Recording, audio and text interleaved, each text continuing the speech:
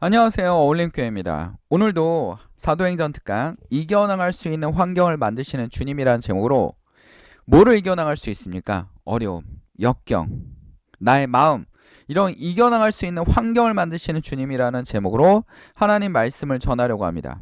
부제목은 그들은 주님의 지시를 따라 진을 쳤고 주님의 지시에 따라 길을 떠났다라는 제목으로 하나님의 말씀을 전할 때 주의 성령이 여러분 가운데 임하셔서 주님을 만나고 주님과 교제하고 내가 변화되는 그런 시간이 되기를 간절히 기도드립니다. 하나님의 영이 여러분의 축복이 충만하기를 바랍니다.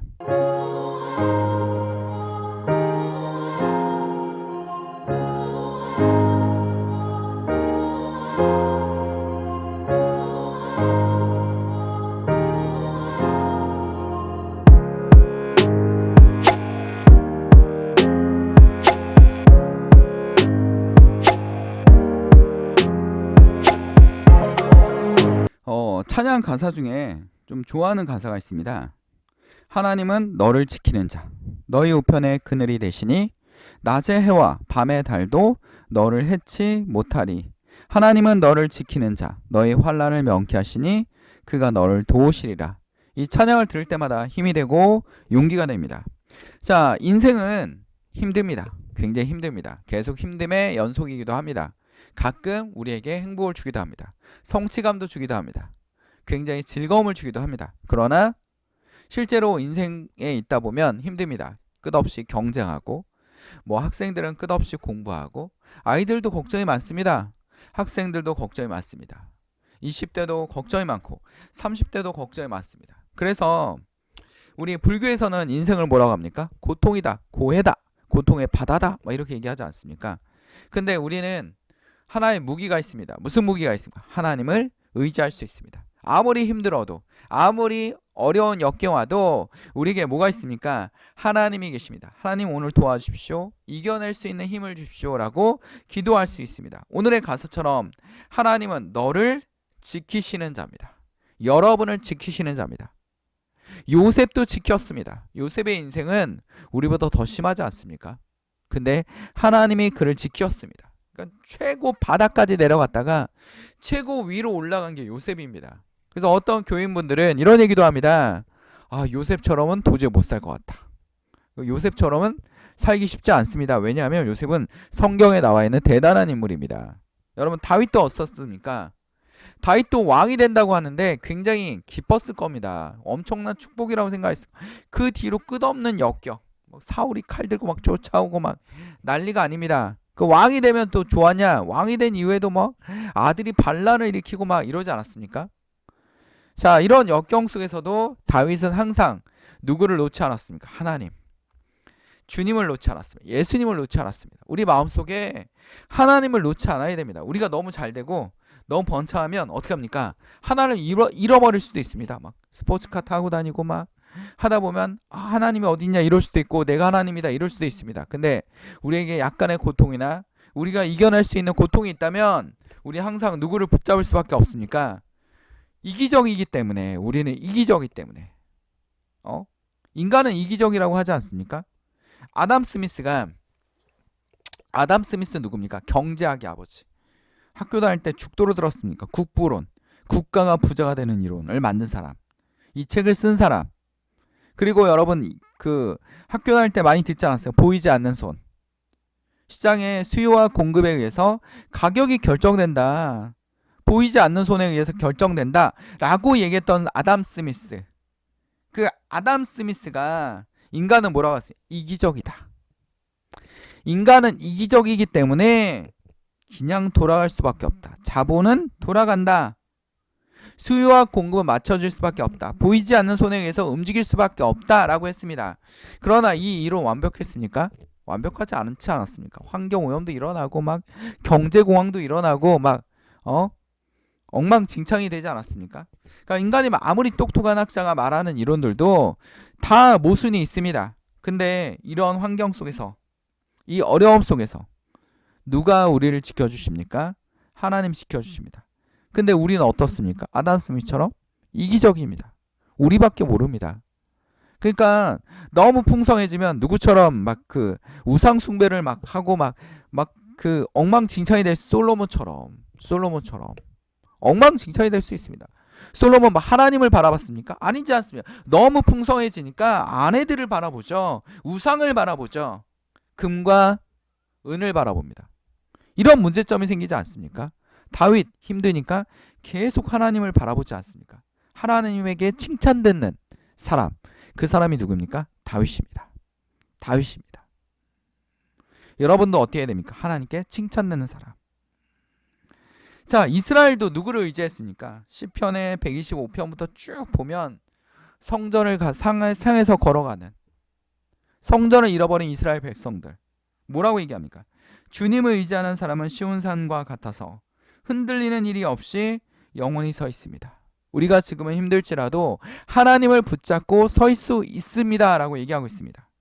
산이 예루살렘을 감싸고 있듯이 주께서도 당신의 백성을 지금부터 영원토록 감싸주십니다. 여러분을 누가 감싸주십니까? 하나님이 감싸주십니다. 어렵습니까? 힘듭니까? 어떡합니까? 하나님이 두 손을 붙잡아 주실 겁니다. 두 손을 잡아 주실 겁니다. 여러분에게 하나님이 뭐라고 얘기합니까? 나를 의지하라 라고 얘기하고 있습니다. 나를 의지하라. 내가 너희를 지키는 자다.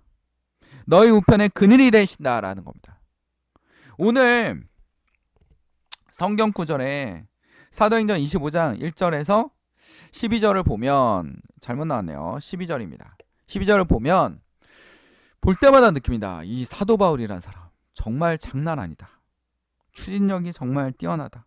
변함이 없다. 근데 사도 바울을 누가 도와주고 있습니까? 하나님이. 자, 베스도가 부임한 지 사흘 뒤에 베스도가 총독으로 부임했습니다. 가이사랴의 예루살렘에 올라가니 대제사장들과 유대 사람들이 지도자들이 그를 바울에게 고발하였다. 다시 또 고발했습니다. 그들은 그들에게 줄곧 졸랐습니다. 바울을 예루살렘에 데려가게 해주십시오.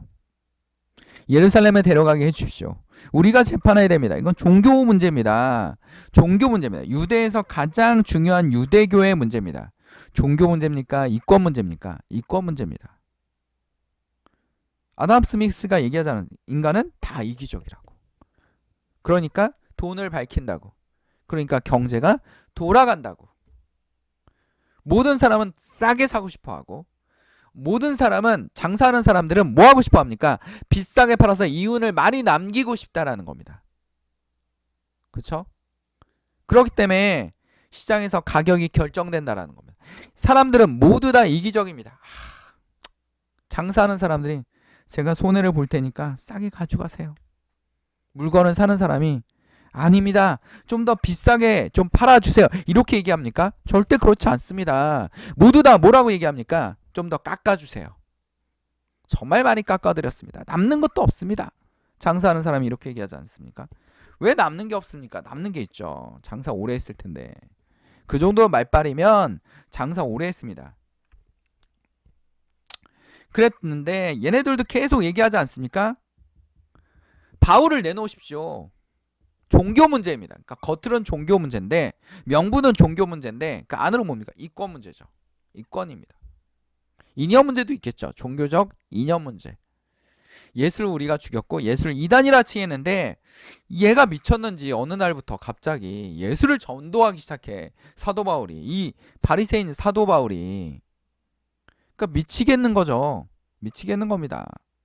3절에 보면 그들은 그에게 제발 바울을 예루살렘 불러오라고 간청하였다. 그들은 길에 사람을 매복시켜 바울을 죽일 계획이었다. 죽일 계획이었습니다.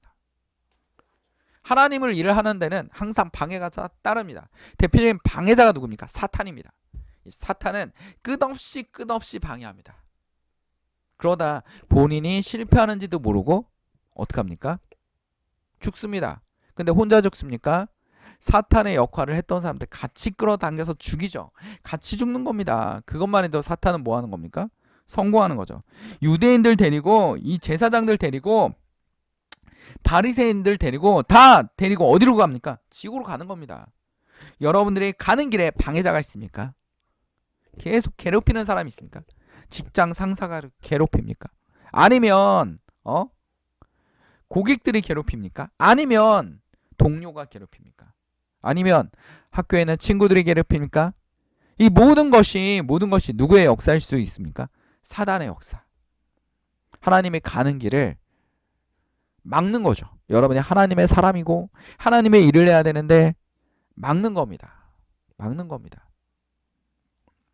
오늘도 총독이 바뀌었습니다. 원래 총독은 누구였어요? 24장까지만 해도 바울을 불러내니 더둘러가 변호사였죠. 이 사람 변호사가 고발하여 말았다. 그러니까 바울의 변호사가 아닙니다. 누구의 변호사입니까? 유대교의 변호사죠. 돈 받고 일하는 변호사입니다. 그렇죠? 제사장이 데리고 온 사람입니다. 벨릭스 총독이 우리는 총독님 덕분에 크게 평화를 누리고 있습니다. 그리고 각하의 성경지명 덕분에 이 나라 개혁을 많이 이룰 수 있었습니다라고 했던 벨릭스 총독. 이 사람 어떻게 됐습니까? 너무나 부패해가지고 쫓겨났습니다. 벨릭스는 이 사건을 뭘 하려고 할까요? 유대교인들은 바울을 잡아다가 명분도 만들어주고 자신들의 기득권을 지키고 이권도 지킬 수 있는 그런 기회를 만들려고 하고, 벨릭스는 어떻게 합니까? 바울을 이용해서 엄청나게 많은 뇌물을 받으려고 하는 그런 심보가 있었습니다. 근데 이 정치적인 이 이권 문제와 정치적인 문제에서 어떻게 합니까? 바울을 빼내기 위해서 하나님이 벨릭스를 쫓아내버렸습니다. 벨릭스를 쫓아내버렸어요. 환경을 바꿔낸 거죠. 누구로 바뀌었습니까? 베스도. 그래서 사도행전 25장 1절에 보면 베스도가 부임한 지 사흘 뒤밖에 안 됐다라고 얘기하고 있습니다. 사흘 뒤에. 근데 이 사람 어떤 사람이에요? 베스도는 벨릭스에 비해서 굉장히 바른 사람입니다. 깨끗한 사람입니다. 그래서 어떻게 합니까? 베스도도 정치적 색깔은 있습니다. 유대인들에게 뭔가 호응을 얻어내려고 사도 바울을 통해서 호응을 얻어내려고 했는데 사도 바울이 죄가 없습니다. 그럼 죄가 없다는 걸 인정했기 때문에 어떻게 합니까? 황제한테 재판받으러 가라는 겁니다. 심지어는 베스도는 이런 얘기도 하지 않습니까? 죄가 없다. 만약에 황제한테 재판을 해달라고 안 했으면 지금 사면되고 풀려날 것이다. 근데 벨릭스는 어떻게 했습니까? 벨릭스는 뭔가 얻어내려고 하기 위해서 사도 바울을 2년 동안 가둬놨습니다. 이 재판 중에서 사도 바울은 어떻게 합니까? 끝없이 주장합니다. 무죄를 주장합니다. 자, 4절에 보면 그러나 베스도는 바울이 가이사랴에 무사하게 감금되어 있다는 말과 자기도 곧 그리로 가겠다는 말을 한 다음에, 그러니 만일 사람에게 무슨 잘못이 있거든 여러분 가운데 유력한 사람들이 나와 함께 내려가서 그를 고발하시오라고 말했습니다. 유대인들이 하도 졸라대니까 베스도는 예루살렘에 여드레인가 열인가를 지난 뒤에 가이사랴로 내려가서 이튿날 재판석에 앉아서 바울을 데려오라고 명하였습니다. 바울이 나타나자 예루살렘에 내려온 유대 사람들이 그를 에워쌌고 여러 가지 무거운 죄목을 걸어서 고발하였으나 증거를 대지 못했습니다. 어떻게든 사도 바울을 죽이기 위해서, 예루살렘을 끌고 가기 위해서, 그리고 예루살렘에 끌려가면 어떡합니까? 중간에 죽이기 위해서. 옛날에 독립운동가들도 이렇게 죽이지 않았습니까? 재판받으면 풀려날까봐 깜빵에서 얼어 죽이든지 고문해서 죽이든지 막 이렇게 죽였습니다. 이회영 선생님도 이런 식으로 죽였습니다. 이회영 선생님은 만주의 신흥무관학교 엄청난 부잣집 도련님이었는데 그 형제들이 모여서 엄청난 돈을 모아서 지금으로 하면 명동에 있는 땅들을 소유하고 있던 집안이었는데 이 땅을 다 모아서 어떻게 합니까? 독립운동에 사용했습니다. 국가를 위해서. 결국 이혜영 선생님도 어떻게 했습니까? 깜빵에서 돌아가셨습니다. 당시에 일본 놈들 어떻게 합니까? 우리나라 친일파 순사들을 이용해서 재판 못 받게 어떻게든 죽여. 이거 아니었습니까? 이런 것처럼 사도 바울도 재판을 받기 전에 어떻게 합니까? 예루살렘 가는 길에 죽이려고 했다라는 겁니다. 이런 음모. 근데 이런 음모를 하나님께서 뭐 하고 있습니까? 지키셨습니다. 하나님은 너를 지키시는 자. 그 총독까지 바꾸셨습니다. 누구로? 좀 더 깨끗한 사람, 베스도. 베스도는 무죄라고 생각했습니다. 그렇기 때문에 사도 바울을 네로 왕자한테 재판을 잘 받을 수 있도록 네로 왕자한테 보냅니다. 바울은 나는 유대 사람의 율법이나 성전이나 황제에 대해서 아무 죄를 지은 일이 없습니다라고 8절에 분명하게 얘기하지 않습니까? 자기 논리를, 당시 헬레니즘 시대는 굉장히 그리스 철학이 번창하고 있었기 때문에 논리적으로 얘기를 하는 논리적인 재판이 많았다라는 겁니다. 그래서 황제에 대한 아무런 죄 지은 일이 없었습니다 하고 말하면서 자신을 변호했습니다. 계속 듣고 있었습니다. 그러자 우리 9절 벤 그러나 베스토는 유대 사람들의 환심을 사고자 하여 베스토도 이걸로 뭐 정치적으로 좀 이용할 수 있을까라고 생각했습니다. 그러나 자 11절에 보면 만일 내가 나쁜 죄를 저질러서 사형을 받을 만한 무슨 일을 하였으면 죽는 것은 마다하지 않겠습니다. 그러나 나를 고발한 사람들이 고발 내용이 아무런 근거가 없으면 어느 누구도 나를 그에게 넘겨줄 수 없습니다. 나는 황제에게 상소합니다. 그때 베스토가 배시원들과 협의하여 그대가 황제에게 상소하였으니 황제에게로 갈 것이오라고 얘기했습니다. 아무런 죄가 없다는 걸 알고 있습니다. 그래서 어떻게 합니까? 황제에 가게 했다라는 겁니다. 로마로 가게 했다라는 겁니다. 하나님은 환경을 바꿔서 여러분을 지켜주십니다. 사람을 바꿔서 여러분을 지켜주십니다. 아니면 여러분이 이겨내갈 수 있는 힘을 주십니다. 하나님 뭐 하시는 분입니까? 여러분을 지키시는 자입니다. 이스라엘 백성들에게 우리 민수기 9장 23절에 보면 광야에서 이렇게 얘기하고 있어요. 이렇게 그들은 주님의 지시를 따라 진을 쳤고 주님의 지시에 따라 길을 떠났고 그들은 주님께서 모세를 시킨 분부하신 대로 주님의 명령을 지켰습니다. 우리는 어디에 있습니까? 광야에 있습니다. 우리는 누구에 따라 진을 칩니까? 하나님의 명령에 따라 진을 칩니다. 가라 하면 가고 오라 하면 오는 겁니다. 주께서 오라 하면 가고 오라 하면 오고 가라 하면 가는 겁니다. 하나님이 진을 치라 하면 진을 치는 겁니다. 주님의 명령에 따라가는 것입니다. 하나님의 명령에 따라가시는 겁니다. 우리는 어느 속에 있습니까? 광야에 있습니다. 광야에 있습니다. 이곳에 우리는 힘들지만 주님을 만나기도 하고 주님께 의지하기도 하고 기도도 하고 주님 붙들기도 합니다. 주님의 손을 잡기도 합니다. 하나님께서 우리를 뭐 하시는 분입니까? 지키시는 자입니다. 오늘 이 말씀을 기억합시다. 하나님은 너를 지키시는 자. 우리 하나님의 찬양가사처럼 너희 우편에 그늘 대시니 낮의 해와 밤의 날도 너를 해치 못하리니. 하나님의 말씀을 기억하고 그 말씀을 대해서 어둠의 권세를 이겨나는 주의 성도들이 되시기를 간절히 바랍니다. 우리는 광야에 있지만 하나님을 붙들고 있는 것에 대해서 감사함을 잊지 말아야겠습니다. 기도하겠습니다. 사랑 안에 충만하신 하나님 아버지, 오늘도 주의 말씀을 통하여 우리 성도들이 광야에 있습니다. 어둠에 있습니다. 어둠의 권세 아래 있습니다. 그러나 우리는 누굴 붙잡고 있습니까? 주님의 빛을, 밝은 빛을 향해서 주님을 붙잡고 있습니다. 예수님은 길이라고 얘기했습니다. 진리라고 얘기했습니다. 영원히 마르지 않는 샘과 같다고 했습니다. 우리는 그 예수님을 따라가고 있습니다. 우리 마음이 아무리 이기적일지라도 예수님을 통해서 변화되는, 주님을 통해서 선한 마음을 갖는, 주님을 닮아가는, 주님의 길을 따라가는 주의 성도들이 되게 하여 주시옵소서. 어둠의 권세가 무너지게 하시고 어둠의 영이 떠나가게 하시고 하나님의 영이 이 자리에 함께하여 주시옵소서. 마음이 아픈 사람이 있습니까? 치료하여 주시옵소서. 육체적으로 고통을 받고 있는 사람이 있습니까? 주여 그의 아픈 곳을 만져주시옵소서. 주의 권능이 우리 가운데 임하여 주시옵소서. 주의 성령이 하나님 아래 임하여 주시옵소서. 하나님의 성령이 이 자리에 임하여 주시옵소서. 우리 식탁 위에 음식이 떨어지지 않게 하시고 주님께 의지하며 이 어두운 세상에서 주님을 따라가는 주의 성도들이 되기를 간절히 기도드립니다. 예수 그리스도로 이름으로 기도드립니다. 아멘. 하나님께 영광의 박수를 올립니다. 어울림교회, 건물 없는 교회, 어울림교회 말씀 창고였습니다.